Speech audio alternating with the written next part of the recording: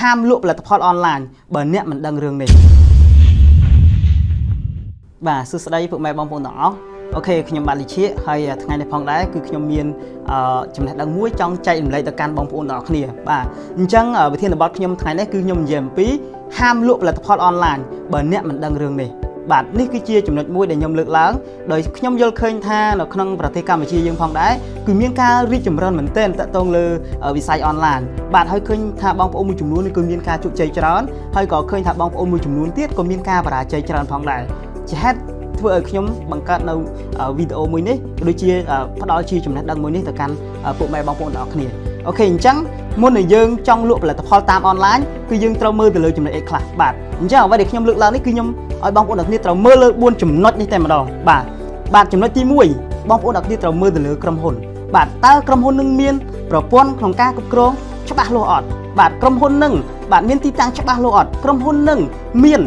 ទស្សនវិស័យវែងឆ្ងាយអត់តើក្រុមហ៊ុននឹងស្របច្បាប់អត់ហើយច្បាប់ក្រុមហ៊ុននឹងវាបែងចែកជា2ទៀតបាទទី1ច្បាប់បើក្រុមហ៊ុន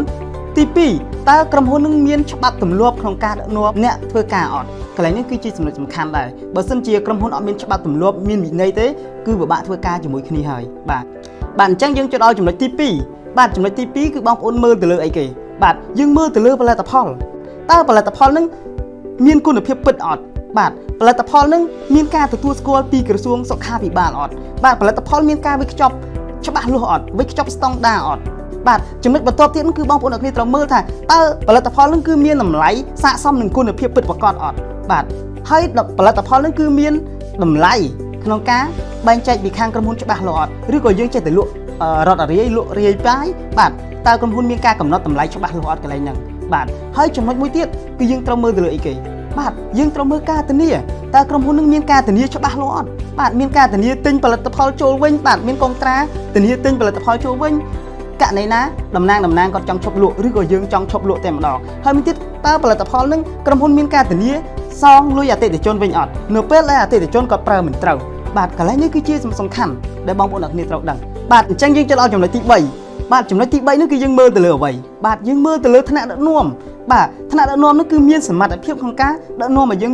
ជោគជ័យបានអត់ថ្នាក់ដឹកនាំមានចំណេះដឹងគ្រប់គ្រាន់អត់បាទថ្នាក់ដឹកនាំនឹងមានទស្សនវិស័យវែងឆ្ងាយអត់បាទថ្នាក់ដឹកនាំនឹងអាត្មានិយមអត់គិតកូនចៅជាធំអត់បាទកន្លែងនេះគឺបងប្អូនអ្នកគ្នាត្រូវដឹងណាត្រូវដឹងឲ្យច្បាស់នៅកន្លែងហ្នឹងហើយចំណុចទី4នោះគឺយើងមើលទៅលើអីគេបាទយើងមើលទៅលើខ្លួនឯងបាទខ្លួនឯងនេះគឺសំខាន់មែនទែនប្រសិនបើក្រុមហ៊ុនល្អហើយបាទផលិតផលល្អហើយបាទថ្នាក់ដឹកនាំល្អហើយក៏ប៉ុន្តែខ្លួនយើង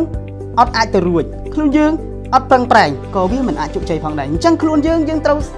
ធ្វើខ្លួនឯងឲ្យស័ក្តិសមជាមួយនឹងផលិតផលឲ្យស័ក្តិសមជាមួយនឹងក្រុមហ៊ុនឲ្យស័ក្តិសមជាមួយនឹងថ្នាក់ដឹកនាំប្រឹងប្រែងតស៊ូព្យាយាមកុំលក់ដើម្បីតែលក់ដើម្បីតែបានលុយមួយផ្លែត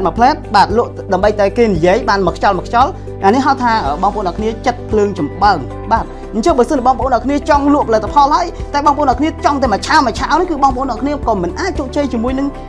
អាជីវកម្មមួយនឹងផងដែរអញ្ចឹងបងប្អូនអ្នកគ្នាត្រូវច្បាស់លាស់លើខ្លួនឯងត្រូវមានគោលដៅច្បាស់លាស់លើខ្លួនឯងត្រូវចេះលើកទឹកចិត្តខ្លួនឯងបន្ថែមទៀត